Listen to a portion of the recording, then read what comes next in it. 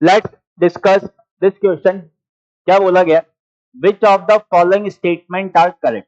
Question again type average rate of reaction के ऊपर है, एवरेज रेट ऑफ रिएक्शन। ठीक है, क्या बोला गया? Which of the following statement are correct?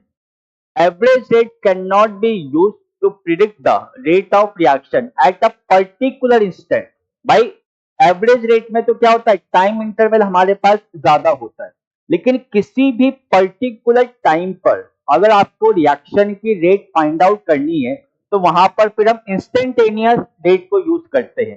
तो कैन नॉट बी यूज, यानी कि ये स्टेटमेंट क्या है, करेक्ट है। सेकंड क्या है?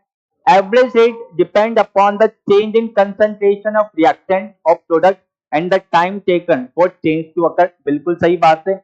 हम लोग जब एवरेज रेट निकालते हैं तो कैसे निकालते हैं हम लोग? This is C2 minus C1 upon T2 minus T1। तो ये भी हमारे पास क्या करेक्ट है। Unit of rate of reaction is concentration time inverse. देख लेते हैं हम लोग, रेट की यूनिट क्या होती है? रेट इज इक्वल टू क्या होता है, चेंज इन कॉन्सेंट्रेशन अपॉन क्या, चेंज इन टाइम। कॉन्सेंट्रेशन तो इसकी यूनिट क्या आ जाएगी, कॉन्सेंट्रेशन, और टाइम का क्या हो जाएगा हमारे पास, इनवर्स। तो यानी सी ऑप्शन भी सही है, ए भी सही है, बी भी सही है। D option, rate of reaction does not depend upon experimental condition such as concentration of reactant, temperature, catalyst. भाई रेट ऑफ रिएक्शन तो इन सब पे डिपेंड करती है ना।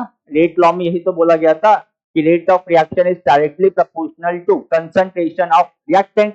टेम्परेचर चेंज करने पर रेट ऑफ रिएक्शन चेंज होता है।